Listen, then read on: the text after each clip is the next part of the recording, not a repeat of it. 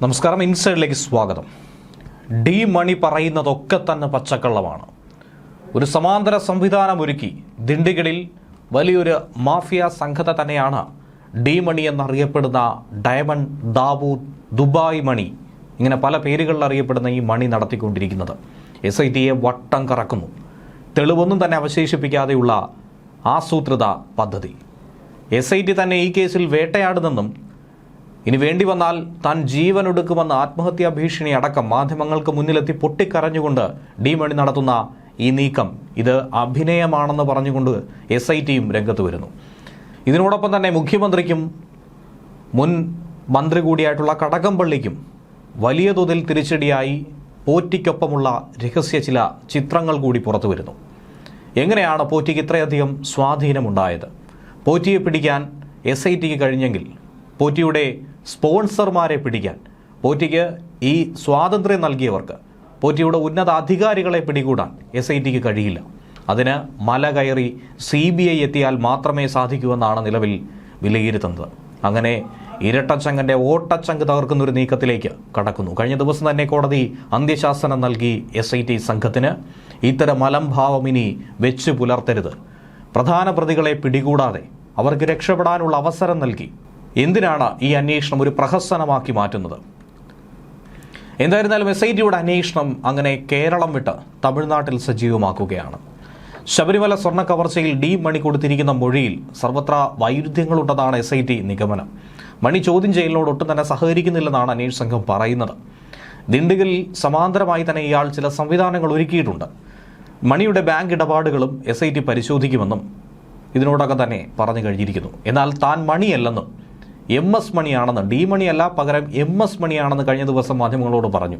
തൻ്റെ സുഹൃത്തിൻ്റെ phone number കേന്ദ്രീകരിച്ചുള്ള അന്വേഷണമാണ് നിലവിൽ നടക്കുന്നത്. അങ്ങനെയാണ് തൻ്റെ അടുത്തേക്ക് എത്തിയത്. MS മണി എന്നാണ് തൻ്റെ പേര്. ബാലമുരുകൻ എന്ന ഡി മണി തൻ്റെ സുഹൃത്താണെന്നും ഇയാൾ പറയുന്നു. അടുത്ത മാസം 4-നോ 5-നോ തിരുവനന്തപുരത്ത് ചോദ്യം ചെയ്യലിനായി എത്തണമെന്ന് SIT സംഘം ഇയാൾക്ക് നോട്ടീസ് നൽകിയിട്ടുണ്ട്. കാരണം തമിഴ്നാട്ടിനുള്ളിൽ വെച്ച് ഇയാളെ ഒന്നും ചെയ്യാൻ പോലീസിന് കഴിയില്ല എന്നുള്ളതാണ്, SITക്ക് കഴിയില്ല എന്നുള്ളതാണ് യാഥാർത്ഥ്യം. ശബരിമല സ്വർണ്ണക്കൊള്ളയുമായി ബന്ധപ്പെട്ട കേസിൽ ഏറ്റവും പുതുതായി ഉൾപ്പെട്ടിരിക്കുന്നത് തമിഴ്നാട് സ്വദേശിയായ ഈ മണിയാണ്. ഓട്ടോ ഡ്രൈവറായ ഒരു മണി ഒരു ദിവസം കൊണ്ട് പെട്ടെന്ന് പണക്കാരനായി. 6 വർഷം കൊണ്ട് സാധാരണക്കാരിൽ ഏറ്റവും സാധാരണക്കാരനായിട്ടുള്ള മണി ഇന്ന് കോടീശ്വരനായി മാറിയിരിക്കുന്നു. എങ്ങനെയാണ് ഈ സാമ്പത്തിക വളർച്ച ഉണ്ടായത്? പരിശോധന നടത്തുന്നതും അതിൽ തന്നെയായിരിക്കും. കഴിഞ്ഞ ദിവസം SIT സംഘം ചോദ്യം ചെയ്തത് ഡി മണിയെ തന്നെയാണെന്ന് പ്രവാസി വ്യവസായി ഉറപ്പിച്ചു പറഞ്ഞു. ഈ സാഹചര്യത്തിൽ അന്വേഷണ സംഘം ഇനി ഒട്ടും തന്നെ പിന്നോട്ടില്ല. ഓട്ടോക്കാരനും പിന്നീട് തിയേറ്റർ ക്യാൻറ്റീൻ നടത്തി പോപ്കോൺ കച്ചവടം നടത്തുകയും ചെയ്ത മണി ഒരു ദിവസം ഒരു ബ്ലേഡ് കമ്പനി തുടങ്ങി, ഒരു ഫിനാൻസ് സ്ഥാപനം. നാട്ടുകാർക്ക് ഇപ്പോഴും ഓർമ്മയുള്ളൊരു വിഷയം അതാണ്. ഫിനാൻസ് കമ്പനി നടത്തി പെട്ടെന്ന് പണക്കാരനായി. പിന്നീട് ഗോൾഡ് ലോൺ ബിസിനസ്സിലേക്ക് കടന്നു. അതിനുള്ള മൂലധനം എവിടെ, എങ്ങനെ ഒപ്പിച്ചു എന്നത് അതുവരെ വളർച്ച കണ്ട ആർക്കും തന്നെ അറിവില്ലായിരുന്നു. മണി പറഞ്ഞതൊക്കെ തന്നെ പച്ചക്കള്ളമാണെന്ന് SIT പൊളിച്ചെടുക്കുന്നു. പ്രവാസി വ്യവസായിയുടെ മൊഴിയിലുണ്ടായ വ്യക്തി ഇതാണെന്ന് ഉറപ്പിക്കാൻ പറ്റിയ തെളിവുകളും കിട്ടി.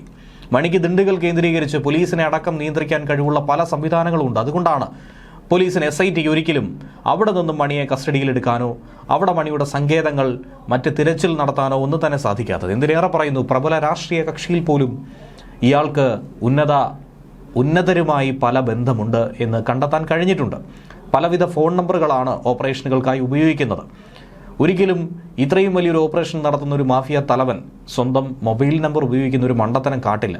അതുകൊണ്ട് തന്നെ അന്വേഷണ സംഘം എന്തെങ്കിലും തന്നെ തിരക്കിയെത്തിയാൽ അവരെ വട്ടം കറക്കാൻ പറ്റുന്ന പല സംവിധാനങ്ങളും അവിടെ ഒരുക്കിയിട്ടുണ്ടെന്നാണ് SIT കരുതുന്നത്. ഗുരുതരമായ എന്തൊക്കെയോ മണി ഒളിപ്പിക്കാനായി ശ്രമിക്കുന്നുവെന്നാണ് SIT വിലയിരുത്തുന്നത്. ശബരിമല സ്വർണ്ണക്കുടത്തിന് പിന്നിൽ വലിയൊരു രാജ്യാന്തര ലോബിയുണ്ട് എന്ന് തിരിച്ചറിയണമെങ്കിൽ, അത് സ്ഥിരീകരിക്കണമെങ്കിൽ ഡി മണിയുടെ വിശദമായ ചോദ്യം ചെയ്യൽ അനിവാര്യമാണ്. ചോദ്യം ചെയ്യലിന് ഡി മണി ഹാജരായില്ലെങ്കിൽ തമിഴ്നാട് പോലീസിന്റെ സഹായത്തോടെ തുടർ നടപടികളിലേക്ക് കടക്കേണ്ടി വരുമെന്നാണ് അന്വേഷണ സംഘം പറയുന്നത്. അതിന് എത്രത്തോളം തമിഴ്നാട് പോലീസ് സഹകരിക്കുമെന്നുള്ളത് കണ്ടറിയണം. കാരണം ഇതുവരെയും തെളിവൊന്നും തന്നെയില്ല. ഒരു വ്യവസായിയുടെ മൊഴി മാത്രമാണ് ആധാരം. നഷ്ടപ്പെട്ടുവെന്ന് പറയുന്ന സ്വർണത്തിന്റെ കണക്ക് പോലും കൃത്യമായി ശേഖരിക്കാൻ കഴിഞ്ഞിട്ടില്ല. പഞ്ചലോഹ വിഗ്രഹം എന്ന് പറയുന്നു, അത് ഇപ്പോൾ ഇരിക്കുന്നത് യഥാർത്ഥമാണോ എന്നുള്ളത് പോലും തിട്ടപ്പെടുത്താൻ കഴിയുന്നില്ല. ഇത്തരം സാഹചര്യങ്ങൾ നിലനിൽക്കുന്നത് കൊണ്ട് തന്നെ സാങ്കേതികമായ ചില പ്രശ്നങ്ങൾ അന്വേഷണ സംഘത്തെ അലട്ടുന്നു എന്നുള്ളത് യാഥാർത്ഥ്യമാണ്. എന്നാൽ തിരുവനന്തപുരത്ത് ചോദ്യം ചെയ്യാനായി എത്തിച്ച ശേഷം അറസ്റ്റ് അടക്കമുള്ള ഇതുവരെയുള്ള നടപടി പോലെ തന്നെ അറസ്റ്റ് അടക്കമുള്ള നടപടിക്രമങ്ങളിലേക്ക് ഒരുപക്ഷെ പോലീസ് കടന്നേക്കും. അതിനിടയിലാണ് ആത്മഹത്യ ചെയ്യുമെന്ന ഭീഷണി മുഴക്കി SIT ചോദ്യം ചെയ്ത ഡി മണി രംഗത്ത് വന്നത്. താൻ നിരപരാധിയാണെന്നും തന്നെ ഇനിയും വേട്ടയാടരുതെന്നാണ് ഡി മണി മലയാളം മാധ്യമങ്ങളോട് പറഞ്ഞിരിക്കുന്നത്. മണിയുടെ തന്നെ സംഘാംഗമെന്ന് സംശയിക്കുന്ന ശ്രീകൃഷ്ണയാകട്ടെ തനിക്ക് അറിയില്ലെന്ന് മണി പറയുന്നു. പറയാനുള്ളതൊക്കെ തന്നെ SITയോട് പറഞ്ഞു കഴിഞ്ഞു. പൊട്ടിക്കരഞ്ഞുകൊണ്ടാണ് ഡി മണി ഇക്കാര്യം പറഞ്ഞത്. തൻ്റെ പേര് ഡി മണി അല്ല, MS മണിയാണെന്നും ഇയാൾ ആവർത്തിച്ചു. ഫോൺ ഉൾപ്പെടെയുള്ളവയാണ് SIT പരിശോധിച്ചത്. ചെറിയ ബിസിനസ്സുകൾ മാത്രമേ തനിക്കുള്ളൂ. അന്വേഷണത്തോട് പൂർണ്ണമായും സഹകരിക്കുന്നുണ്ട്. SITക്ക് മുന്നിൽ ഹാജരാകാൻ ആവശ്യപ്പെട്ടു. അവർ പറഞ്ഞതനുസരിച്ച് താൻ ഹാജരാവുകയും ചെയ്യും. പക്ഷെ ഇപ്പോഴാകട്ടെ മാധ്യമങ്ങളിലൂടെ തന്നെ മോശക്കാരനാക്കാനുള്ളൊരു ശ്രമം നടത്തുന്നു, അങ്ങനെ ചിത്രീകരിക്കുന്നു. ഞാനൊരു സാധാരണക്കാരനാണ്, കഷ്ടപ്പെട്ട് പടിപടിയായി വളർന്നു വന്നു. കേരളത്തിലേക്കാകട്ടെ അധികം വരാറുമില്ല. ശബരിമലയിൽ ഇതുവരെ വന്നിട്ട് പോലുമില്ല. ഞാൻ ഉപയോഗിക്കുന്നത് ഉറ്റ സുഹൃത്തായ ബാലമുരുകൻ്റെ സിമ്മാണെന്നും മണി പറയുന്നു. അവൻ പാവമാണ്, നമുക്ക് രണ്ടുപേർക്കും ഈ കേസുമായി ബന്ധമില്ല എന്നാണ് ഡി മണിയുടെ വെളിപ്പെടുത്തൽ. കഴിഞ്ഞ ദിവസമാണ് ദിണ്ടുഗലിൽ എത്തിയ ഡി മണിയെ പ്രത്യേക അന്വേഷണ സംഘം ചോദ്യം ചെയ്തതും മാധ്യമങ്ങളിൽ വലിയ വാർത്തയായതും പിന്നാലെ മണിയുടെ പ്രതികരണം വന്നതും.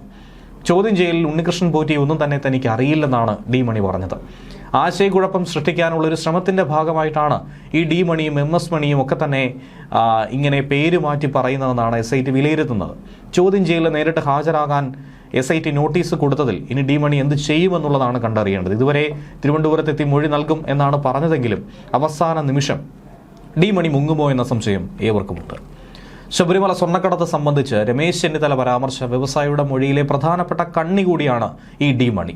ഉണ്ണികൃഷ്ണൻ പോറ്റി ഇടനിലക്കാരനായി 4 പഞ്ചലോഹ വിഗ്രഹങ്ങൾ കടത്തിയെന്നാണ് വ്യവസായി മൊഴി കൊടുത്തത്. പോറ്റി ഇടനിലയായി നിന്ന ശബരിമലയിലെ ഈ ഇടപാടിൽ ഒരു ഉന്നതൻ പണം വാങ്ങിയെന്നും വ്യവസായി മൊഴി കൊടുത്തു. പുരാവസ്തു കടത്ത് സംഘത്തിലുള്ള ഡി മണിയാണ് ഈ വിഗ്രഹങ്ങൾ വാങ്ങിയതെന്നും തിരുവനന്തപുരത്തെ ഹോട്ടൽ വെച്ചായിരുന്നു ഈ ഇടപാടെന്നുമായിരുന്നു മൊഴി കൊടുത്തിരിക്കുന്നത്. അതേസമയം ഈ സാഹചര്യത്തിൽ കൂടിയാണ് പോറ്റിയുമായി മുൻ ദേവസ്വം മന്ത്രി നിൽക്കുന്ന ചിത്രം ഇവർക്കൊപ്പം നിൽക്കുന്ന മൂന്നാമൻ ആരെന്നും ഇക്കാര്യത്തിൽ വ്യക്തത വരുത്തണം, വിശദീകരിക്കണമെന്ന് ആവശ്യപ്പെട്ടുകൊണ്ട് മുഖ്യമന്ത്രിയും കടകംപള്ളിയും ഇതിന് മറുപടി പറയണമെന്നുമാണ് RSP സംസ്ഥാന സെക്രട്ടറി ആയിട്ടുള്ള ഷിബു ബേബി ജോൺ ആരോപിച്ചിരിക്കുന്നത്. ഫേസ്ബുക്ക് അക്കൗണ്ടിലൂടെയാണ് ഈ ഫോട്ടോ പുറത്തുവിട്ടത്. സാധാരണഗതിയിൽ പൊതുപ്രവർത്തകരുമായി സെൽഫി എടുക്കുന്നത് സ്വാഭാവികമാണ്. പക്ഷേ ഈ ചിത്രം അതങ്ങനെയല്ല.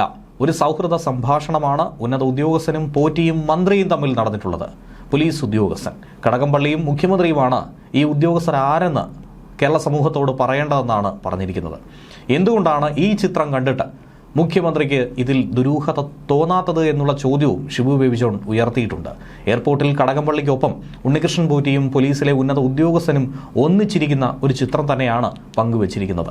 ചിത്രത്തിൽ പോറ്റിക്കൊപ്പം നിൽക്കുന്ന മഹാൻ ദേവസ്വം മന്ത്രി ആയിരുന്നപ്പോഴാണ് ശബരിമലയിലെ സ്വർണം പമ്പ കടന്നു പോയതെന്നും ഉണ്ണികൃഷ്ണൻ പോറ്റി സോണിയാഗാന്ധിയുമായി നിൽക്കുന്ന ചിത്രത്തിൽ മുഖ്യമന്ത്രിക്ക് ദുരൂഹത തോന്നുമ്പോഴും ഈ ചിത്രത്തിൽ ദുരൂഹത തോന്നേണ്ടതല്ലേ എന്നുള്ളൊരു ചോദ്യമടക്കം അദ്ദേഹം പങ്കുവച്ചിരിക്കുകയാണ്. ന്യൂസ് ഡെസ്ക് വാർത്ത.